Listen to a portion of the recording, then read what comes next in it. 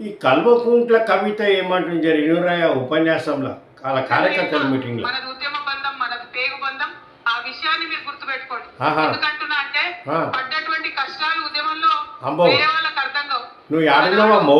ఆకలితోని ఆ. తడుపు కట్టుకొని ఆ. చేసినటువంటి ఉద్యమం. అసలు నువ్వు జైలుకే పోలే, నువ్వెక్కడ ఉద్యమం? వాళ్ళ ఇంటికి వెళ్ళి వాళ్ళ తల్లుల్ని ఓదార్చి వాళ్ళ దుఃఖాన్ని మనం కూడా చూసినటువంటి ఉద్యమం మామూలు ఉద్యమం కాదు. అమ్మా, మామూలు ఉద్యమం కాదా? మీరు సచినోళ్లకు వాళ్ళ ఇంట్లో పింఛన్లు ఇస్తా అన్నారు, ఇచ్చిన మీ అయ్య ముఖానికి?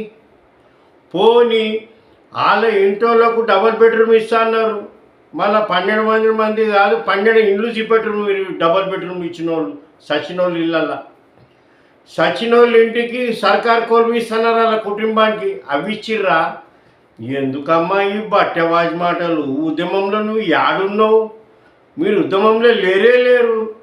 తెలంగాణ వచ్చినాక దోసుకొని లిక్కర్ దోసుకొని స్కామ్ చేసినామా నువ్వు? ఇంకా ఉద్యమం పేరు చెప్పి అబద్ధాలు మాట్లాడుతున్నావు.